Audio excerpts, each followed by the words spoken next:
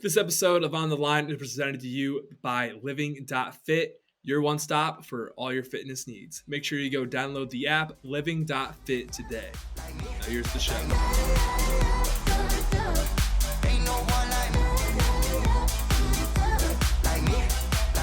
Welcome to On the Line. Today is Friday, March 18th. Hope you had a great St. Patrick's Day. But first and foremost, you're watching on YouTube. Hit that subscribe. Listen on Apple, Spotify, Deezer, Stitcher, any podcasting platform. Hit that follow. We got a great show for you guys. We'll get right to it. We got Skelly. We got our medals. And then we got a little bit of UFC London. So without further ado, let's get on into Skelly. We are joined by a very special guest. He has the fastest win in UFC history over Jamal Emmers.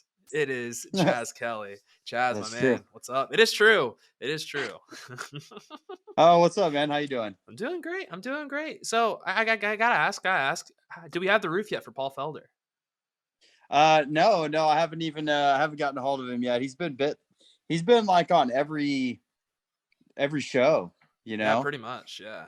So I talked to John Anik a little bit, back and forth. We're buddies, and it just seems like every time every show Paul's been on, so I haven't bugged him yet, but we'll get it done. We'll get that sale. For the roofing business. Yeah, we'll get it done for sure. Oh hell yeah! I know you used to have a mullet too. Did you get rid of the mullet so for the roofing business for selling some roofs, or just it was just a phase of your life you got over? Because I'm a mullet. Yeah, no, I just got rid of the mullet. I felt like I looked like a 16-year-old. I got one myself, so like I get it. I was just fucking with you a little bit. I saw you say that. I just grew it out. I thought it'd be fun. I actually was growing my hair out, and then I kind of got tired of growing my hair out. So I was like, what am I going to do? All right, I'll cut a mullet. And I got tired of the mullet, so I just cut it off. I like to switch it up. Did you, when you grew your hair out, did it just not growing right? And you're just like, fuck it, dude, I'm just going to cut it a little bit? Because, like, I know for me, for instance, like, when I grow my hair out, it looks disgusting. And I always give up. And this is the first time I've really gone all in on it. But it usually just looks gross. My hair's pretty curly. So when I grow it out, it's just like a big Jufro.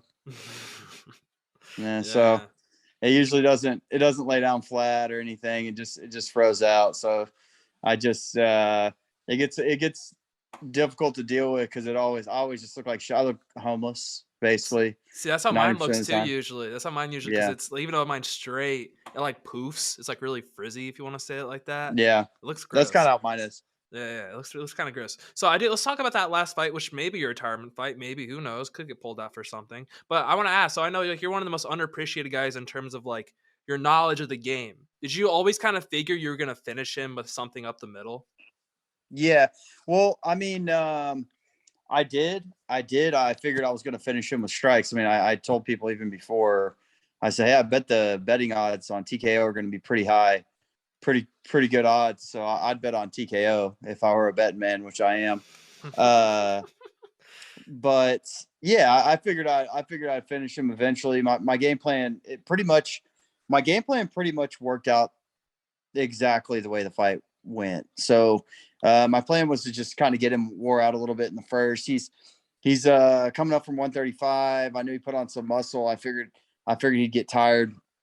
He added some muscle. With muscle, you got to add cardio. I mean, it's hard to pump all that blood through those muscles. And in past fights I've seen where he takes people down, he likes to be on top. And I figured my wrestling would be a little better.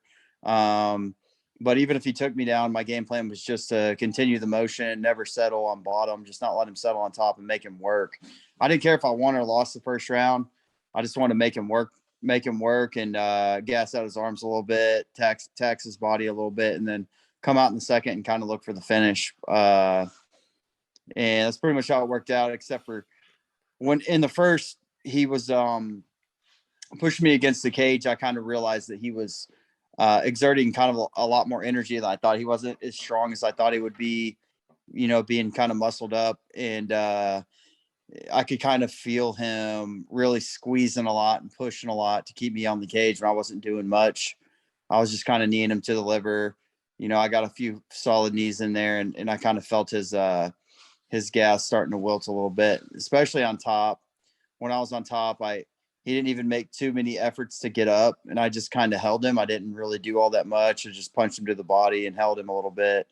And I would have liked to. Looking back on the fight, when I watched the fight, I was like, I should have really advanced on top and landed some shots and looked to get the finish in the first. But I kind of felt him wilting, and my game plan the whole time was just to make him work in the first, and then come out and touch him a little bit in the second. So I mean, that's what happened.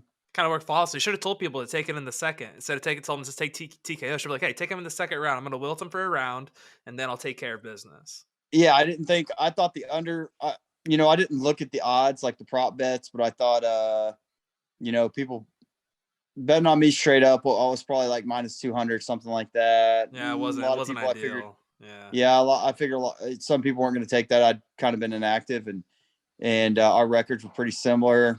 But I thought the under would probably be a good bet if it was under 2.5. And I figured, me to win by submission would be what I figured the odds makers would lean towards. But he was so chinny. I saw him get dropped several times with left hands by 125 pounders, 133 pounders. I saw him gas out and get choked out by a 125 pounder. And I knew he was chinny, and I was just going to pound. If I got on top and put the legs in, I wasn't going to go for. I was going to pound on him. I was gonna say, I mean, no big deal. I took TKO and I didn't even talk to you beforehand. No big deal. Nice. I believe. I feel like it's just you've had just like a shit ton of luck, and it's just kind of like from like the cancel fights, everything. It just kind of didn't go your way. But anyway, no, I'm gonna just going back to that real quick though. Is so you're just gonna pound him out. Did you look through Twitter though? I know you like to look through Twitter after the fights. Did you like look through and like find anything kind of funny after that? Well, I generally do, but I don't have Twitter anymore. I was gonna say I was shocked to see you still don't have an account. Yeah, well, kind of the way that it worked out with Twitter was my account got hacked, and then they wouldn't shut my account off. They wouldn't give it back to me. They wouldn't recover it and give it back to me.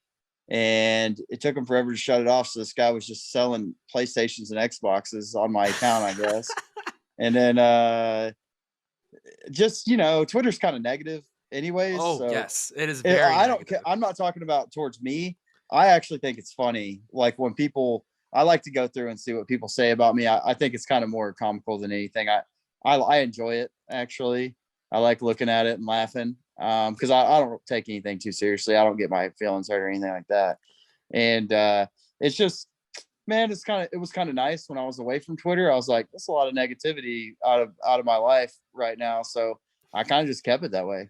But there are some funny people though on Twitter, which makes it that's the pull, and that's the other thing too. But my big rule of Twitter too is like if you can't take shit, don't talk shit, because like that's sure. one thing I've learned. There's a lot of people who can't take shit, and if you say one thing towards them, they block you or something. I don't know. People are soft on there, but yeah. Well, I actually think I'm gonna get back on Twitter though.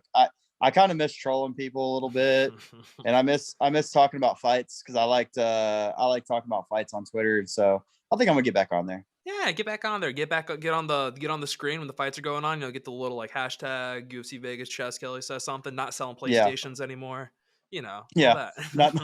I'm no longer selling Xbox Ones or PlayStation 5s or whatever. Exactly. So I know after the fight too, you said you felt pretty old. At what point did you how long did it take you to not kind of feel the after effects, of a full training camp and fight? I mean, to be honest, I don't know what the deal was with this one. The weight cut was hard for me.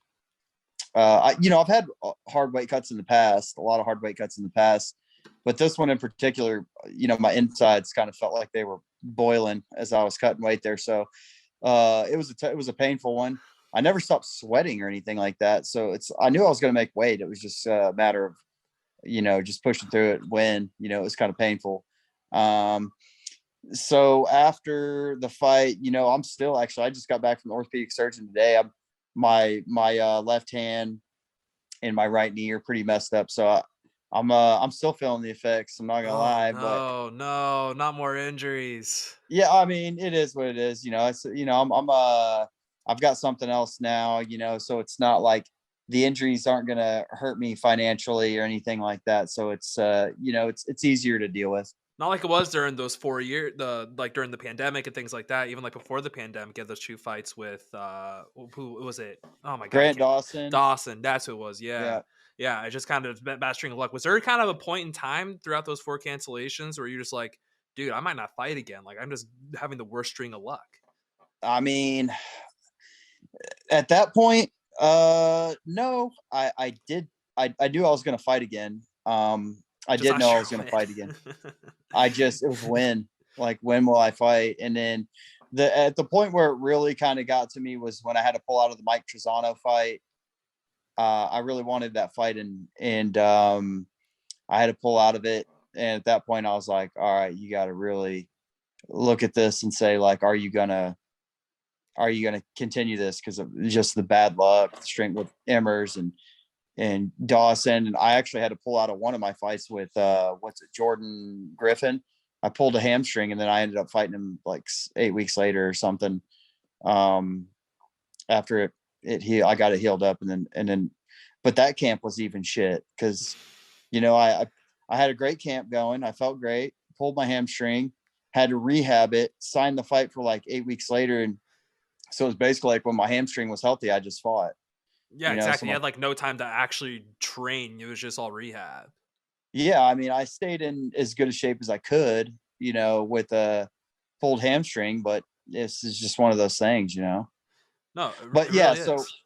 so after the Trezano, I pulled out of that. That's when I kind of knew. I was like, all right, this is gonna be it. I've got some like arthritis in my left knuckle going on or something. So I'm like, I need to start doing something that my body's not just gonna, continue to break down. So it helped me be at like peace with it. It's hard to move on, but it helped me actually kind of helped me be at peace with it. Yeah.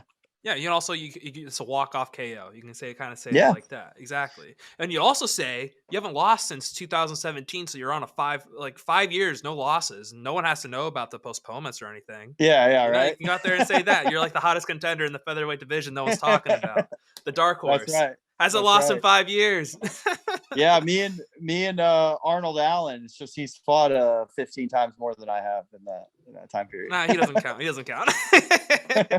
So I do like again. One of the crazy things about your career is like not just all of that, but like you just had very interesting things happen. I joked about it at the very beginning. It's a whole Emmers situation where you walk out first. You weren't supposed to walk out first, and then he doesn't even come out. Was it in your head? Were you just thinking to yourself like, was I not supposed to walk out? Or am I getting punked right now? Like, what's going on? Yeah, well, it was kind of weird because I knew I was supposed to walk out second. It didn't really dawn on me though until I was almost at the cage and I was supposed to walk out that he wasn't out there, even though I walked. This is kind of funny. I was just kind of in the zone, I was thinking about the files. I walked past his dressing room. I saw him laying there on the ground. He was like screaming and like hitting the mat, like he was upset, like visually upset. And it didn't click in my head that was him until, I walk past him. I get up to the cage and I'm like, oh shit, he's not in here. I was like, I was supposed to walk out second. And then they started playing my music again. They played my music twice in a row. And I was like, oh fuck, something's not right. And I looked back and there was a commission person in the back, basically waving it off. And I was like, oh no, but Henry Hooft was there and Henry was like, no, stay ready, like keep your mind ready, because we didn't know what was going on. So Henry's like, no, keep your mind ready, and which was good because Hattie ended up coming out and I was already, that's like a roller coaster of emotions. I'm a very calm person, leading up to the fight. I don't get my emotions up or down. I like to stay pretty even keel. Oh yeah, and that's gotta be one of the weirdest things. And I want to ask again, like you kind of from that to one of the most exciting finishes, one of the fastest like submissions when you beat oh my god, was this Blanco? Was the game plan to go for the flying kick at the beginning, and then like, well, what was that whole process? Like, I'm just curious because it was like right away you jump in the air, he falls, you choke him out. Yeah, so that was the game plan from the beginning. uh Kick or knee? Because Basically, it when I looked like you were going for something, and then based on the way he reacted, it wasn't able to go according to plan. Yeah, so I watched his film, and he always liked to start off fast. He likes to start all of his fights fast. He likes to come out, and a lot of his fights he runs out and does what I did to him. Basically, he likes to run out and throw a flying knee or a flying kick. So my game plan was just to run out initially and beat him to the punch, and then keep the scramble going. Basically kind of the same game plan as what's his name that I just fought, Striegel. because Striegel. Yeah, sorry. Because Maximo Blanco is more of a hammer though, and not a great nail. So he comes out and he'll start fast and he'll continue to beat on people. You know, he's got, like, if you watch him against Dan Hooker, I mean, he moved forward and you know, kept punching, kept throwing punches. But the thing with him is he will start to wilt. His pace slows down and he's not as explosive and things of that nature. Of course, when you're keeping a high pace like that, for that camp, I was probably in the best shape of my life. I can't remember a camp where I was in better shape than that one. And I'm good with cardio anyways, as far as, you know, I get tired like anybody else, but I just keep going. You know, I don't mind it. I like to push through it. And with that camp, I said, I'm going to come out. I'm going to do what he does to people. I'm going to beat him to the punch. And I'm just going to keep it. Oh, I wanted it to be a really scrambly first round to where we were just all action, wrestling. Cause I knew he could continue the wrestling motions. He had a wrestling background. And, luckily it just turned out where I kicked him and finished him. but the whole fight week, I was in my hotel and I'd be like, are you ready? Fight. And then I would run across the hotel room and do a jumping kick onto my bed. I was getting ready for it all fight week. I was doing it all week. I should have one of those like gymnastic gyms and like just done it into like that like pool of like cubes, you know, like the foam pits. Oh yeah, that would have been much better. Maybe I would have been a little more practical instead of like people like underneath you or like in the room next to you, like, what the fuck is this guy doing on his bed? Yeah, maybe I would have been a little more graceful looking when I did it. I watched that kick back. I was like, man, that's something else. I will say though, I thought it was like, when I watched it, I was like, that's kind of damn athletic, especially because like, you know, like a little skinny fat, and then seeing you kind of go in the air like that, and then you caught your, like, it's like you got like stuck in the air for a second too. So like that's pretty damn athletic, I'd say. Yeah, I mean, I've actually, it's kind of funny. I always joke about me not being athletic, but I actually am pretty athletic.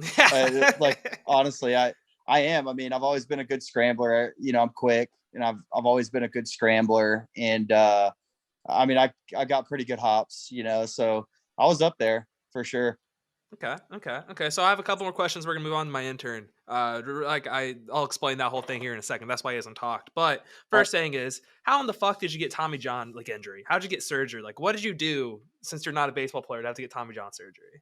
When I was fighting Jason Knight, I took him down in the first minute and a half of the first round. And when I stood up to do a standing pass, I left my arm in between his legs. Like I stood up and I usually post my hand on the hip and pass. I've got good standing passes. And when I stood up, he just hipped in real hard and went for an arm bar, and it broke my arm and tore all the ligaments in my right elbow. Oh yeah, that would make sense. So it was like the first minute and a half of that fight. Yeah, it sounded like bubble wrap going up my arm. What's the grossest thing that you've ever heard when you've like heard like bones and stuff crack? Was that the worst? Was that the grossest thing you've heard when you've been in a fight? Yeah, probably so, because it happened to me. I don't know. When I feel like what's it, Mirsad Bektik. It was kind of shocking when I kneed Mirsad Bektik in the face. It sounded like a wet towel hitting cement, kind of like in the cage in there. It was loud. It was like a loud pop. I was like, damn. And that's why I thought I had won the fight, because the ref jumped in there. I was like, oh, he's out. I didn't even really look at him. I was just like, he's out for sure. And then he took a point.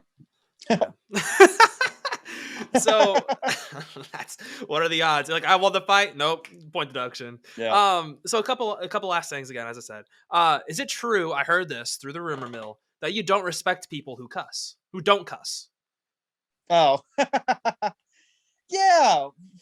What the fuck? No, I don't say I don't. I respect everybody. I don't respect people. I don't respect people who exchange cuss words with fucking dumbass shit. Like, you know, instead of saying the word fuck, they say freak all the time. Like gosh damn it, or gosh darn it. What the freak is that? You fucking hate Phil Rivers. You must hate Phil Rivers. Yeah. Yes. Like, you're a full-grown man. Everybody knows what your intentions are. Just say it. Just say the word. it's You're not that you're not hurting anyone's feelings by saying it. Yeah, Everyone's saying it. There are some words though you shouldn't say. There's like a handful of words you shouldn't say, but like yeah, fuck, yeah. shit, There's a bitch, handful of words, ass. You can say all that. Who cares? and if if you're on live TV or something, and I get it. But if you just walk around saying "oh fudge," it just and I just joke around when I say I don't respect. I say I can't trust anybody that doesn't like sushi too. But my girlfriend doesn't like sushi, so it stands true. It must be like a texture thing. Yeah. I got that end of that. No, like what's one of those things too? Like, let's say you're like in the like you're like at a face off, and some dude's like, "I'm gonna fudge you up." Like, what? That could be Yeah. such a mind fuck though. If like you're doing a square off and say, "I'm gonna fuck you up," like, "I'm gonna fudge you up, bro." Like, dude, like the headspace would be so like, did that guy really just say that to me? Like, did he? Yeah. Hey, Like, I mean, it would throw me off for sure. I wouldn't know what to say, and I usually always have something to say, but I'd be like, okay. No, I respect everybody though. I just say it to be funny. hey, But you gave me a little shit for the mullet. I gave you a little shit for a little soundbite you could take out. You know, yeah, gotta give some, yeah. gotta take some. As I said earlier. So, are you gonna do? I know there's this new thing with the comedy jam thing they do on the Fight Pass. Are you gonna go on it? I know you're one of the funnier guys. You're one of the funnier guys in the UFC. I feel like you do a good job. Is that the Adam Hunter thing? Yeah. He asked me when I was on his podcast. He asked me if I would do it. I said, yeah. I mean, I'll do it for sure. I'll do a stand up thing. I mean, I'd have to work on a routine. He hasn't said anything to me about a date. Once he gets back to me, I'll start working on a routine and get something going. But yeah, I mean, I'll do it for sure. Yeah, it'll be fun. I feel like you'd kick ass. And so, yeah, I mean, I'm pretty funny. Yeah, I think you're pretty funny. I think you do a good job. So we're gonna move on to this next part. This is what makes us different than everyone else, even though everything else is a little bit different. But anyway, so this is my intern Harry. So this is a game. It's 5 questions, maybe. So the way it works is if you like the question he asks you, we move on to the next question. But if you don't like the question he asks you, you can tell him you don't like that question, and then we can wrap this thing up. Do I answer the question or do I just say I like it or I don't like it? Well, yeah, I mean, answer. You got to answer. But if you don't like the question, you don't have to answer it. Or actually, what you could do, you can say, I like the question, but I don't want to answer it. We can move on to the next one. You can do that All right. too. Okay. Get creative with it. Right. You know, there's no rules here. You know, except for that. It's a Have it, game. Harry. Yeah. Like, let's just have fun with this. So let's go start with the first question. So my parents right now, they're redoing the roof on our house because lots of leakages, it's all falling apart pretty much. What kind of roof would you most recommend for a replacement kind of thing? I mean, I'd have to look at the house, but I like metal roofs. I like the way they look. I think they're a little bit more durable. So like a standing seam. If they went with a shingle, I would definitely go with an architectural shingle, like a 5-tab instead of a 3-tab. You just get more life out of it. Good to know. Yeah, I think we're with shingles right now, so maybe move away from that in the future, but we'll see. Moving on, question number 2. Who do you think would be better in the UFC? Brunette Odor, if he thought everyone he was fighting was Jose Bautista, or Jonathan Papelbon, if he thought everyone he was fighting was Bryce Harper and had to choke him out? I got to go with Odor. I got to go with Odor. The main reason is because I'm a huge Texas Rangers fan. I'm a big Odor fan. You know, he kind of fizzled out a little bit for us there, but I still stood strong with him. And when I knocked out Jim Ehlers was around the time that he punched Bautista, and there's a side-by-side. One of my friends made a side-by-side and sent it to me, and they look, the punches, Bautista and Ehlers look similar, and me punching Odor and him punching Bautista look exactly alike. It's pretty awesome. So I got to go with Odor. That was such a clean punch too. He got it right clean. Rare, Oh, dude. Rare you Yeah. see that in like other sports. Hey, you should, if you haven't seen it, you should go back and watch a fight that Odor had when he was in the minors. He dropped like 6 dudes. It was awesome. That is awesome. All right, yeah. You gotta love that. Love that out of professional sports. It's not just hockey who fights. Everyone else can fight too. Yeah. So it was a good fight. I respect him for it. After he beat up Batista, when Batista walked back to, they had to help him back to the dugout. He He was doing the stanky leg, looking like a baby deer walking back to the dugout, and I like that because fuck the Blue Jays. I can absolutely agree with you on that. I still I wasn't even born, but I have like nightmares of 1993. I'm a Phillies fan, and it's Yeah, it's ugly. It's good, like they can go to hell. Anyway, yeah, fuck those Canadians, dude. Fuck them. Yeah, exactly. Moving on. So, do you think the Rangers will have over or under 60 wins this season for to keep up with their benchmark from last season? Because they're going to have over. I think we made a lot of improvements with our offense. The only problem that we're going to have this year, unless we pick up somebody else, I mean, everybody's getting picked up. Greinke just got picked up today, and so there's really no. We need an ace. We need a good starter. We've got 3 young pitchers that are all studs, but it's going to take some time for them to develop. I think at least 1 or 2 years. So our rotation's looking weak for this year. And we haven't had strong pitching since we had Nolan Ryan in the front office. And ever since they got rid of him, it looked like they've been trying to build more around offense instead of defense. And that's just not how it works. If you look at all the best teams in the league, it's just that their rotations are so solid.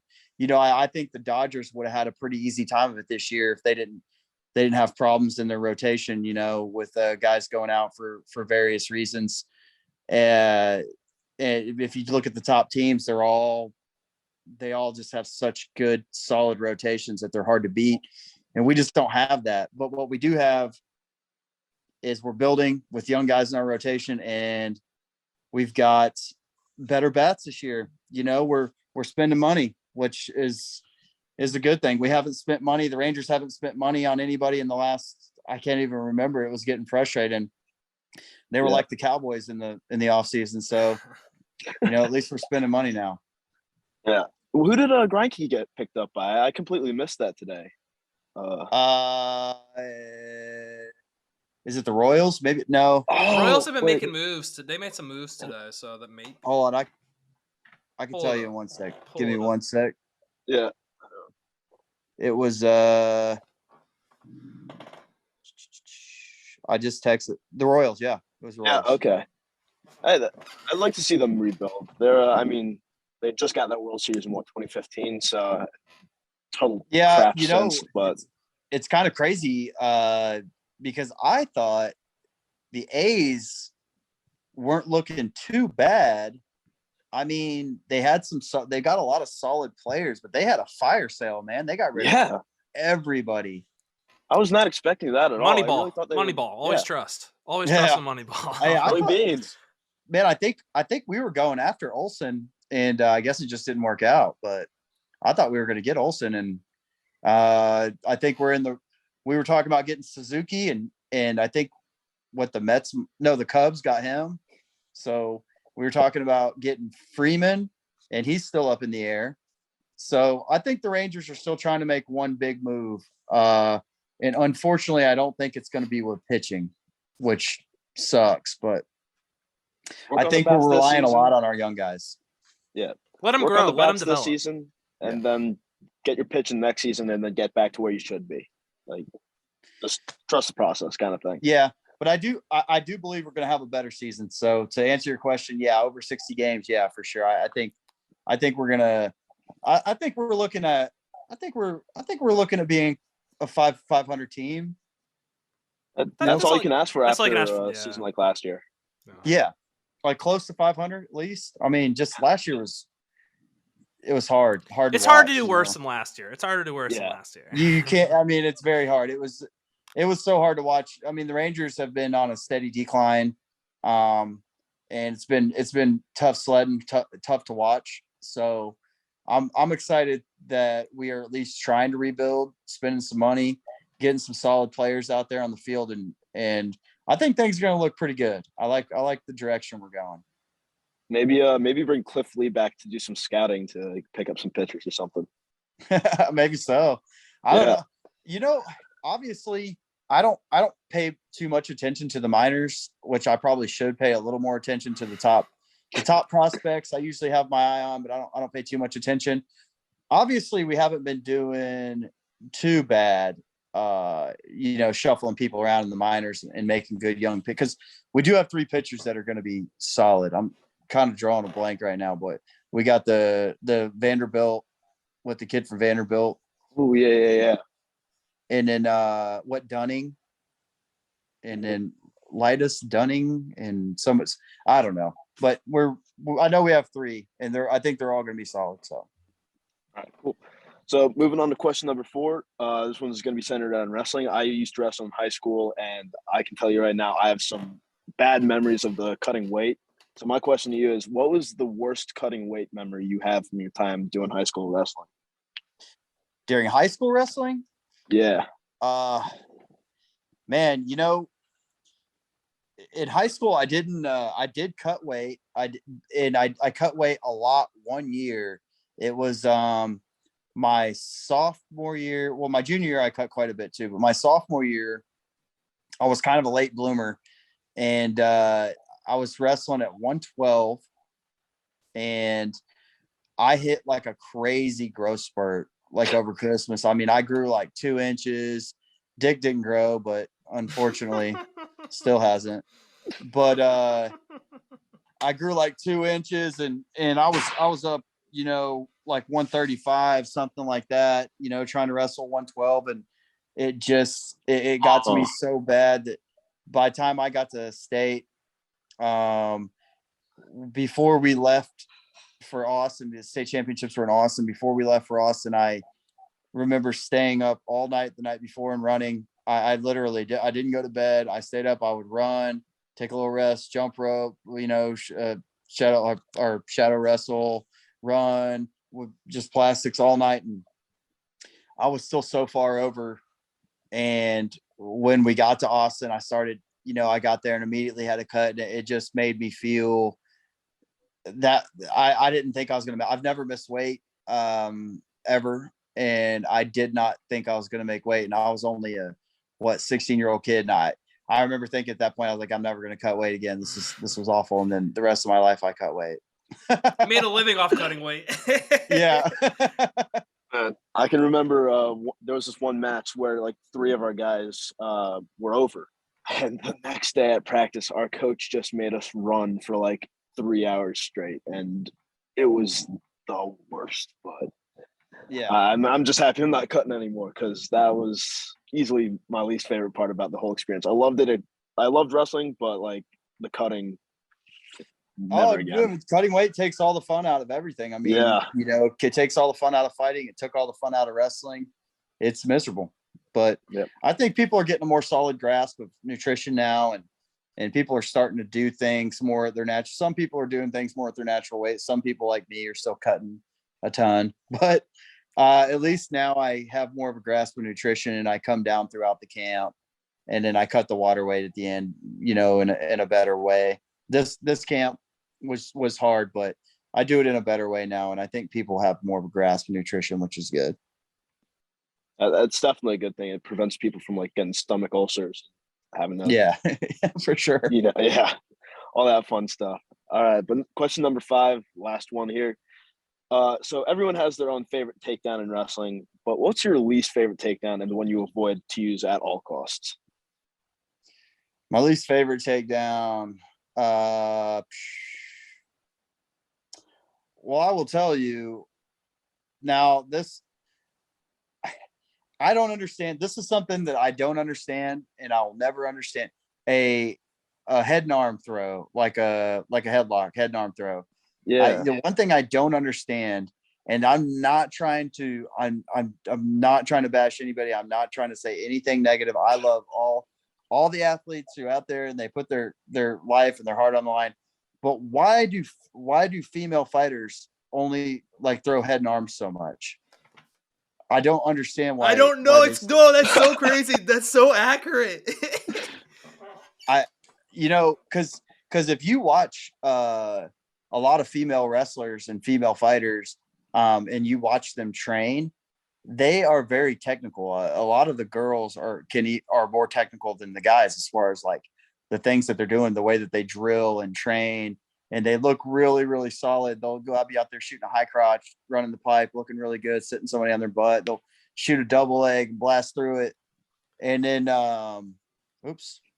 And then when they fight or when they compete, they go out there and they try and throw a head and arm. It's like, what do you do? Why are you doing that? You're throwing a head and arm. What is the best case scenario in a head and arm? You end up in like a schoolyard headlock where somebody can lace your leg and come up on your back still. They can continue and roll you through where they end up on top still.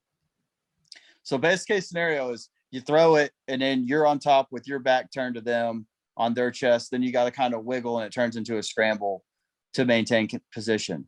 If they know what they're doing, they'll try and lace your leg and roll you through or come up on your back. I just don't that a head and arm to me is the dumbest takedown for MMA. And for wrestling, it works, sometimes, but for MMA, it's ridiculous. Yeah, you're not trying to pin someone in MMA. Like, what's the point? It's just too risky. Yeah, for sure. That's the end of the gauntlet. All right. Well, good questions. Good questions. High praise. So I got one more thing before we wrap up. I know you want to get into the UFC. You want to start getting behind the desk, chop some UFC. When are we going to see that? When are we going to see behind the desk? I mean, I don't know. I've asked some of the producers. I know there's been a couple emails sent back and forth to a couple of the producers. So I think, hopefully I can get back there. I don't have a definitive answer. I don't think that they're too interested in me right now, to be honest. So I'm not crazy confident, but I'm hopeful. I mean, I think if they were to put me behind a desk and let me do some analyst type work, I think I'd be really good at it. I'm good at breaking people down. I'm good at breaking down film and I'm a student of the game. I love the game and I can talk. So I think they should give me a shot for sure. I'm with you. They should give you a shot. Contender Series. Let you just go talk shit about all the talk shop about all the guys on the Contender Series. Easy way. They did that for Laura Sanko. She's great at commentating. So then give you in there, not analyst stuff. Use that as a Contender Series for analysts and stuff, so people can get their arms behind it. I think I was Laura Sanko's second ever interview for the UFC. Really? Her first show she ever did was the Hidalgo show when I choked out Maximo Blanco. UFC fun fact of the day. Yep. Here we go. All right, man. That's what we got for you. So for Chaz Skelly, for us, see you guys. That was a great interview with our man Chaz. Great to have on the show actually after we wrapped up. He's down to come on talk some fights. So we'll have him on for UFC 273, not this week or next week, but in a couple weeks. Want to give him a little bit of a break from us because, we have our things. But anyway, we are recording this middle of the day. So if we keep looking over, just know we're watching college basketball. My bracket's already busted. So that sucks. Thank you, Michigan. Yeah, fuck you, Michigan. Juwan Howard called a timeout with a couple minutes left, a thing that he literally threw a punch for. So shout out Juwan Howard for being a two-faced bitch. If you're a Michigan fan, you got to just admit it. And also, again, no one cares about your bets. I have a lot of money on Boise to cover a certain number. So, again, I'm paying very close attention to it. But anyway, we got a big show. We're going to try to get through this thing quick. You got to go back to watching basketball. I know. Mm-hmm. So anyway, we're going to keep this really nice and short. We're try to at least keep it short. But obviously this fight card is fucking loaded. Like I honestly, the fights here are better than like the main of the pay-per-view a couple weeks back, which is crazy because the fight card after was better and this card's better. I don't know. Their matchmaking doesn't make any sense. I don't know. Whatever. Let's go ahead and do our medals before we get into UFC London. I'll start with my bronze medal. Mike Tyson. If you're not aware, he made edibles that are shaped like ears, because he bit off an ear. So that's some kick-ass marketing. Shout out to Mike Tyson for getting the two things he loves: ears and marijuana/drugs. Get a little bit high off of that Vander Holyfield chunk, I guess. Tasty. Sounds so good. I wonder what it tastes like. Either I'm guessing either strawberry or blood. But cherry would be. Tiger's blood would actually be a good one. Oh yeah, because that's what coconut watermelon. Yeah, it's coconut cherry. Coconut cherry. Yeah. And call it like a tiger's blood. Vander Holyfield's tiger blood. All right, move on. No, move on. What's your medal? My bronze goes to Baker Mayfield because he has requested a trade out of Cleveland. And less than 5 minutes after that report came out, I think it was Schefter who reported that Cleveland are not going to be accommodating this request. So, As an Indy fan, that infuriates me. Give me my quarterback. He wants to come home, but let him come yeah, home. let him go to Indy. And like, who wants to be in Cleveland right now? Cleveland's Anyway, Clevelanding so hard right now. Like, it's just so yeah, Cleveland. They get a franchise quarterback. Yeah, I mean, to say how it is, but he's the only guy to ever lead. He's like the only guy to lead them to the playoffs since fucking God knows how long. And then they immediately want to get rid of him for Deshaun Watson, a dude who's a serial sexual assaulter. Like, what is that's the most Cleveland thing to do to tell the guy we don't want you anymore? Oh, we didn't get him, but we're probably still going to look on. Oh, you want to trade request? Never mind. No, we're not trading you anymore. Even though that's what you now want. Now that you want that, we're not going to do it for you. It's so fucking Cleveland. It's gotta suck. They should reach out to like AJ McCarron or something. Try to bring back one of their old QBs. I don't think McCarron. No, McCarron never played for the Bengals. Bengal. I mean Browns. Play for the Browns. Yeah. McCarron played for the Bengals. He never played for the Browns. Yeah. Or like, imagine if they went out and got like Mike Glennon or something. I mean that would be very on par. So let's move on. Let's move on from this. Move on to my silver medal. My silver medal goes to bookies. Again, as we've said a million times, this is the tournament weekend. A lot of people are going to lose a fuck ton of money this weekend. A lot of people are going to make a decent amount of money this weekend, and those people are called bookies. You're not making money this weekend. Just have fun with it. Enjoy the ride. Hit some money lines. I don't know, when someone's up a lot, take the other team money line. It's exhilarating. This is the best time of the year. But bookies. Get my silver medal. Would be my gold medal, but my gold medal, like, it's hard not to give it to this guy. But anyway, before I get to that, Harry, your silver medal. Yeah, my silver medal's just going to the month of March because we've already seen some insane stuff.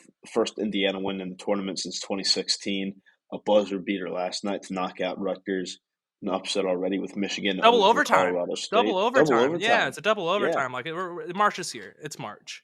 It's just but March. We haven't had we had the one game. I mean, I wouldn't even call the Michigan Colorado State game an upset.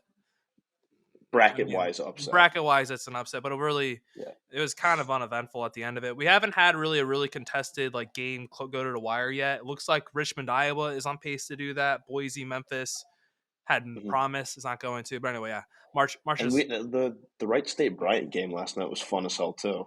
Yeah, but it wasn't really. It just wasn't close. It wasn't close, but it was fun. The first half was amazing.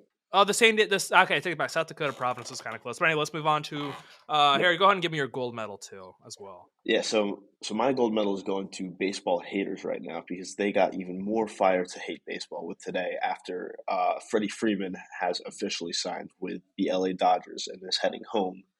So we got another super team on our hands. Aren't the Dodgers always a super team? Yes. Yeah, who cares? So, like, it's they're going to be the favorites. They're going to choke in the playoffs like they do every year, except for that one year. It's just kind of what always happens, isn't that? I mean, I don't watch. I only watch baseball in the postseason, but that's how it always works. And that's the biggest fuel for baseball haters. They're like, oh, it's the same thing every year. The Dodgers are going to be amazing in the regular season and choke it in the playoffs. Yeah, and you can just expect it year after year after year, and it looks like it's going to continue this year. So it always continues. So anyway, my gold medal goes to Kevin Holland. If you follow MMA, you know what this happened. But if you didn't, he stopped an active shooter in a mall when he was eating at a restaurant. Put the guy in a real naked chokehold, held him until police officer showed up. So it just kind of goes to show, like, these guys, even though they fight in a cage and you might think they're assholes outside of it, these guys are actually like can be real life superheroes outside of it. And it's like this is the second time he's done something crazy. I forget what he did the first time, but it's just crazy how these guys can go out there and just kind of save lives like that. It's crazy to me. It's crazy to me. So a gold medal, Kevin Holland. It would be bookies. You saved you beat the bookies out. Who would have thought? In the first week of March, who would have thought? Saving lives up here, taking underage college students for the money because they can't use like FanDuel or something. Right about here. No. You know where the real money's at. Well, actually, I would take that back. Barstool takes a lot of money from kids who can bet because they don't understand any better. They're like, "Oh, Overs Club, I'm going to bet on that," and then it loses every time. Like, let me get that hoodie. Yeah, let me get that dumbass hoodie. Don't rubs me the wrong way. Anyway, let's move on to UFC London. This is a loaded card. This is probably the best London card maybe ever. Like, the talent is stacked. Let's just go ahead and get on into it. First and foremost, again, everyone and their mother has had a battle against the bout orders and just the way everything works. Like this card doesn't make sense in terms of like you have Paul Craig fighting Krylov, who's a Ukraine guy. They're in the middle of the prelims, and Jack Shore is right before them. It just doesn't make sense. Like I understand you want to have a women's fight on the main card with Molly McCann, who's pretty popular out there, but I mean, like Paul Craig is like if he wins this fight, he's in line for potential like challenger spot. So it's just like I don't really understand why they have this voucher order the way it is. I don't understand how Paul Craig and Jack Shore are both prelims and not even like the featured prelim. Yeah. So I don't really understand how they do that. But like for instance too, like I love Aaliyah, like we're Aaliyah guys, Aaliyah Tapuria. Yes, But the sir. fact that he's on the main card, he's not like Jai Herbert isn't a big like UK. Well, he's a UK guy, but he's not like Jack or Paul is. Like that should have been the featured prelim, and then you put Paul Craig and Krylov on the first open up the whole entire like main card. But that's just me. That's just me being a little bitch about it. But anyway, let's move into the card itself. I mean, as you guys are aware, we only go through a couple prelims. Just quick note about the first fight. Mohamed Mukayev is a future champ. He's like a British Dagestan combo hybrid dude. Watch the guy fight. Dude, he's exhilarating. He's young. He really is the future champ. He thinks he can be younger champ than John Jones. I don't know. Only time will tell. But yeah, it's kind of cool. You have a British hybrid fighter. Pretty sick. Let's move on to our boy Jack Shore against Timur Valiyev. Jack's had last couple fights haven't really been great. He had a split decision, which was questionable. That judge should have his license questioned. And then also he had all his injuries, broken thumb, separated shoulder, torn bicep, literally everything in the sun was thrown at Jack in that fight. And he still won by unanimous decision. Valiyev is another highly touted prospect, just as promising, but I would say like his biggest wins against Barcelos, and we've talked about it before, his fight IQ isn't that great. So that win, kind of whatever. And that wasn't even a majority. That wasn't even a unanimous decision. It was the majority decision. Jack has one of the best fight IQs in the game. I'm really excited to see kind of what happens here. I think, Jack was pretty confident in getting a finish. He also was confident that it was going to be a banger. Like it was going to be more than likely 3-round back and forth kind of slugfest. So I think the smartest thing here, I think Jack is going to win. I'm not just saying that because he's our guy. As we have said multiple times, we're the least biased program on the internet. Absolutely zero bias whatsoever. But I think Jack finishes him late. He's prone to always get late finishes. So I'd say like round 3, take Jack Shore. And the fact that he's an underdog, crazy. If you want to bet on these fights, no one cares about your bets. But if you want to bet on these fights, I would do it now because if you want to bet on a UK guy, their lines are being bet down because of all the people in London is betting on them. So I would take them. Homer bias right there. Yeah, a little bias from them, a little bit of bias from them. So none over here because we have no bias, but they can have some in London. We never have bias. Yeah. So moving on to the next fight that I want to talk about is Paul Craig versus Nikita Krylov. So Paul Craig is another one of these guys where it's like he goes out and beats guys like Magomed Ankalaev. He broke Jamal Hill's arm last time we saw him out. And then he just loses to guys he has zero reason to lose to. And I would say Krylov is, but he's not. I mean, his only losses are to Ankalaev, Glover Teixeira, the champion, and Jan Blachowicz, who's the former champion. So I mean, like on the feet, Krylov has the advantage, but on the ground, I mean, it's another one of those prime examples of like a guy who's standing and a guy who's better off on the ground. So if he goes to the ground, Craig could win very quickly. If it stands on the feet, who knows what the fuck will happen. So I don't know. It'll be a fun fight. Hoping for Paul Craig to get the win. I'd love to see him fight Jamal Hill again. That would be a fun rematch. It would be a fun rematch. And it probably won't be as heated as it was before since they're not boys. But anyway, that'll be an interesting one. So let's go ahead and get on into the main card. First fight, opening fight, Aaliyah, Jai Herbert. Aaliyah's just going to walk through him. And he's already out of some warm up. Yesterday with Patty. Yeah, he's already warmed up, man. He's it's one of those things where I'll get more into Patty later, but he doesn't want any smoke with Aaliyah. Anyway, no, nobody should want smoke with Aaliyah. That guy can knock anyone out easy. He's a boogeyman. He's a boogeyman of the division. So anyway, what's your fun fact, Terry? Bring back the fun facts. We're bringing it back. So the main reason that Aaliyah threw down with Patty, though, was because Patty disrespected the Georgians, talking about how, they're weak and whatever, and they're always terrorized by the Russians. We said that's why the Russians. I can see why, because you're so stupid. But that's why the Russians always terrorize you. So Aaliyah, being Spanish and Georgian, had to stick up for his people, and that just rocked him. That was entertaining as hell. Just walk up and swung. Yeah, Patty deserved it. Yeah. So yeah, I mean, yeah, Patty's annoying. Like it's, Yeah. well, we're actually going to talk to Leah when he wins, and we're going to tell him this. We've told this to every one of our guys. If you're going up against somebody, we're up against them too, and that means since he is up against Patty and pretty much a lot of the casual fans, it sounds like we're against all the casual fans now too. So war has started. War is in. All the Patty We Pimblett fired the fans. cannon. The cannons are fired, flags are waving. Yeah. So let's go on ahead and move on to the next fight. Again, it's another one of those unranked women's fights that someone gets put in the main card. At least this time it's not the co-main. Molly McCann versus Carolina. And this is, again, I think it's just because she's pretty big in the UK. It says UK card. I think it's also a little bit equal rights. Got to throw a women's fight on the main card. But again, like it doesn't. I still don't understand why Paul Craig isn't on the main card. I understand why Jack isn't, just because he's unranked and so is Faleev.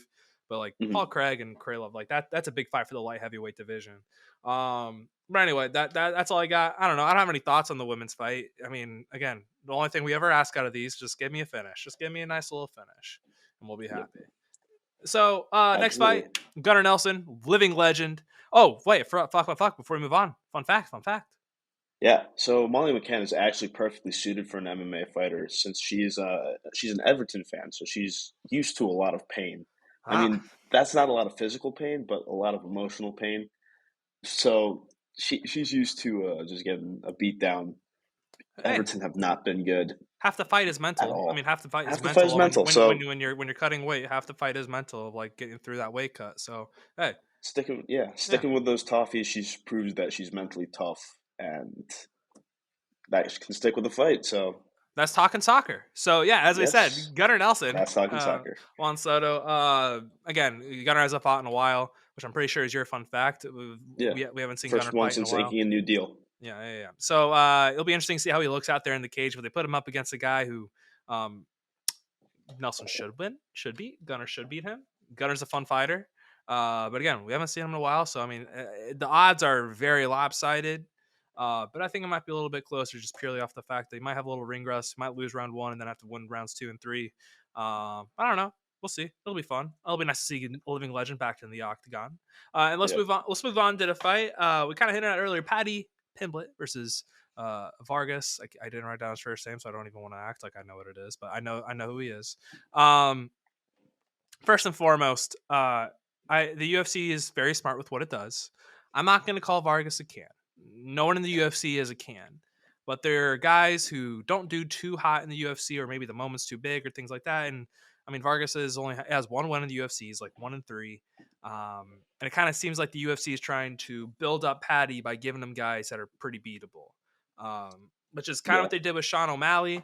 The difference is Sean O'Malley fought Chito Vera pretty quickly after he got back from his suspension. I don't know when Patty's going to fight someone who's actually supremely competent. Like if he's going to be a lightweight, eventually he's going to have to fight one of these guys. He can't fight Vargas and get immediately put in the top 15 over guys like Drew Dober, Brad Riddell, guys like that. He's going to have to fight one of those guys. And if you watch if you're a casual, you don't realize this, and you probably don't, or maybe just don't accept it. Patty's not very good. Put it bluntly, he's not very good. He leaves his chin up. He's very hittable. So any of these guys who are good strikers and have like average takedown defense, they're going to knock him the fuck out. That's why if he fights Aaliyah, like Aaliyah's going to smoke him. If he fights Brad Riddell, he smokes him. Drew Dober smokes him. So it's just like what I think is going to happen next, just because purely off the fact that it's exciting. It'll be Patty Pimblett against Terrence McKinney. That would be pretty fun. Ooh. I'd be very excited about it. Terrence has been calling for that fight for a while. Again, I don't know if they want to do that because Terrence is actually good and like competent in the octagon. So I don't know. It would be very funny though if Vargas comes out and wins and just completely pisses off Barstool and a lot of the UK crowd. That would be pretty funny. Yeah. I'm all about it. I'm going to take the odds because Patty Pimblett should never be a -500 favorite in the UFC ever. No, absolutely not. And I mean, Israel Adesanya, this is my fun fact right here. Israel Adesanya agreed with what you just said. He said Pimblett's being fed a bomb. Yeah. So they're feeding him cans. I'll say they're feeding him cans to build him up. And the funny thing is, in the last fight, he got cracked. Like he fought Luigi Venturini, and he got fucking cracked. So I just imagine if we actually had a sanctioned fight between Aaliyah and Patty. I think that would be over the worst. within 30 seconds. I wish they would do it. They're never going to. I think if Well, anyone with common sense, if you've been a fan of the UFC for a while and kind of watched the game and just like kind of watch all the drama unfold, when a guy like Patty gets in fights with like Aaliyah, they don't put them together. That's why Leon originally never fought Jorge Masvidal, just because Leon would have beat Jorge, so they never want to put that fight up together because it wouldn't have mhm. been very good for Jorge's stock. That's why they won't put Patty up against, unless they really want to build up Aaliyah, which they might. I mean, Dana loves him, so there is a chance they might do that for him. But I don't know. It's gonna be interesting. Again, as I said before, Patty's. I'm gonna say he's funny, but I don't think he's. I Yeah, don't. you He is UFC caliber. I'll say that he is UFC caliber. But is he like top 15 caliber? Especially not in the no. lightweight division. No chance in hell. He's not. There's guys who are right on the edge that are so much better. Again, put him up against like Riddell. He's not gonna. No chance. No. No chance. You make a name by being funny, but you get big by being good at fighting, and you need to have the right mix of both, I'd say, to succeed. And Like Connor right had now, Connor had it yeah, all. Connor had Had everything. it all. Connor was the last. I mean, Sean O'Malley is actually really good. I don't a lot of I'd say he's I'd say Izzy's there people too. what no Izzy doesn't really talk that much shit. Like No, but Sean O'Malley is probably the closest thing to Connor right yeah, now. But the difference between what people think of Sean O'Malley in terms of is really what Patty Pimblett is. People don't think Sean's that good. Sean is good. Like he is very good. It's just they haven't put him up against really good competition. And also the thing against Cheeto, Cheeto's hit him with a good leg kick. That's just one of the things. He got hit with a really good leg kick, killed his leg. That happens. It happens in this sport. But no, again, like don't wrap up on Patty. He's gonna win. Like don't get it twisted. He's gonna win. It's just who are they gonna put up against him next? It's not gonna be Aaliyah. I want to know who it's gonna be next. If they give him a third someone straight good. game, it better be someone who can actually, Yeah. Anyway, who has a shot of putting him down. Well, not just like a one-sided. Everyone. Well, Vargas has a chance to put him down. It's just everyone has a chance to put him down because he leaves his chin up so bad. He's just so hittable. It's fucking unreal. Anyway, Hooker versus Allen. This is the first fight Dan Hooker is going to have at 145 in like 3 years. He's moving down from 155. Who cares about the cut? But what I really want to know is like how is his chin going to hold up moving down 10 pounds in weight class? When you move down, sometimes the chin doesn't hold up as well as it did in the weight class above. He did get chinned, not his last fight because it was against Islam Makhachev, but his fight before that. No, he had Makhachev. Before that was the Hastert. And then before that was the Michael Chandler fight when he got knocked out. So it'll be interesting to see what happens with that. I mean, Arnold Allen also hasn't fought here in a little bit. So it'll be interesting for him. Again, we haven't seen him in the octagon in a while. But I think this fight is leading up to a coming out party for Ronald Allen. I don't know who would get next. He's not getting the title next. It could be Revolutionary War between him and Calvin Kattar. Could be him versus Zaire Rodriguez. I don't know. There's some fun. Again, the featherweight division is a lot of fun. So this is just a good fight to see if Dan Hooker can really compete at 145 and if Arnold Allen is really, the contender that a lot of people think he is, and I like to as well. What is your fun fact for this fight, Harrison? So Arnold Allen has endeared himself to the British public by reviewing Tesco meals on Twitter. People just tweet him a picture of the stuff they picked up from their supermarket and like say, "Yo, what do you think of this flavor of chips?" or crisps or whatever the hell they call it in England. Or like, "Yeah, what do you think of this pre-made meal I got over at Tesco?" And he'll give them a review. And I think that's a good strategy for getting yourself some fans. Just keep responding to them and make it nice and light. Engagement. Yeah, engagement. Crazy. That's how it works. Well, actually, before we move on, there was some guy on like our YouTube who replied to one of my who replied to something about Umar should never fight Jack Shore. I'm like, yeah, they shouldn't. They're young prospects. And they like went at me again. I was like, dude, I agree. Like, why are you still mad at me? it's hard when people can't detect when you're being serious or sarcastic Well, I wasn't online. even It's being like, I wasn't being sarcastic. I was like, yeah, I yeah, 100% agree with you, dude. Like, they should never put prospects like that up against each other. It doesn't make any sense. And he then just took it the wrong way completely. apparently he must have thought I was fucking with him. To be Yeah. fair, I mean, if you listen to me talk, especially in those interviews, you probably think I'm fucking with you all the time.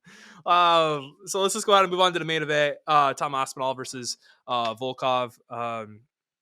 As you said, your fun fact. Let's go ahead and hear it real quick before we get into it. Yes.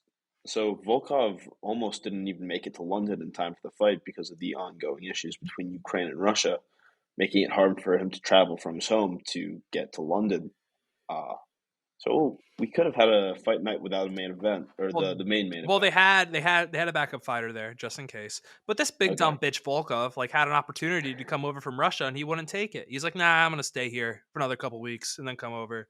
Which I get. Maybe you want to stay at your camp, Yeah. but I mean, do you have any fucking social awareness of what's going on?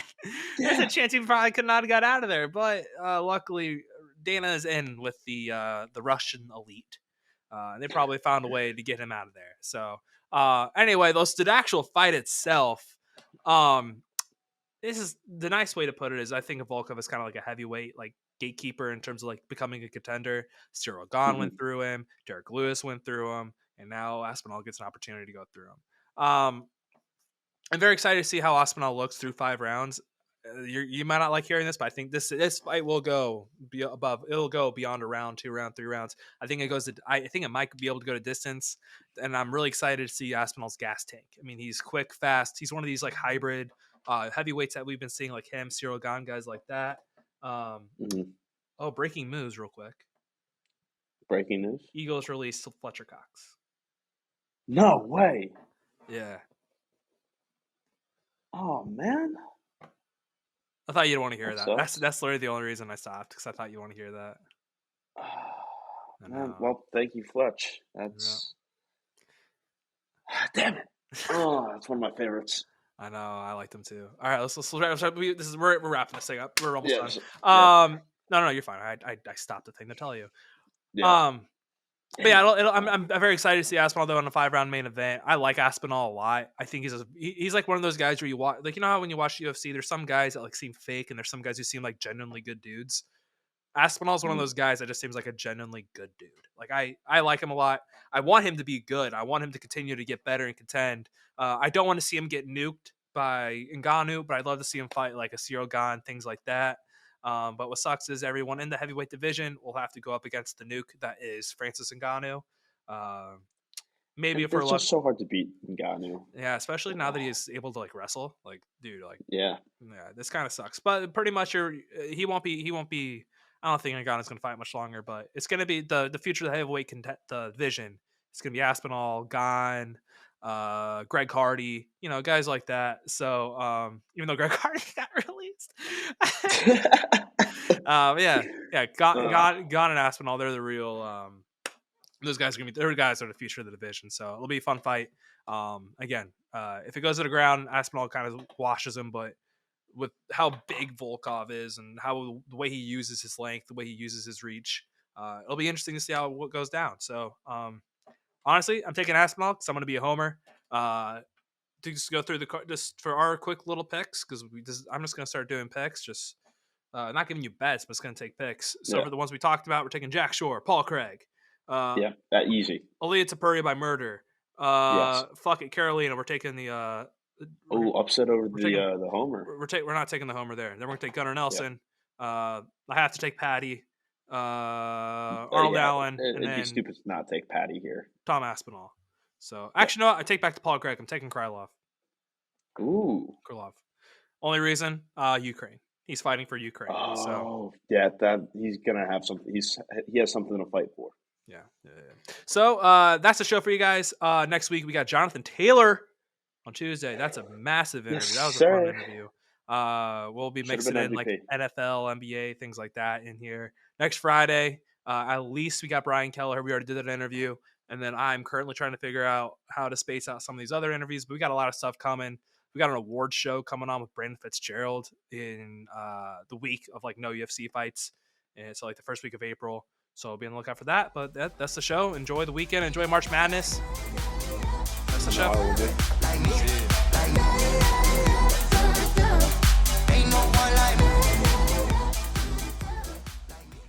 Thanks for watching. Thanks for sticking around with me all the way to the end. I just want to once again thank the sponsor of the show, Living.Fit. If you're looking to better yourself, make sure you go to download the app or visit the website Living.Fit today.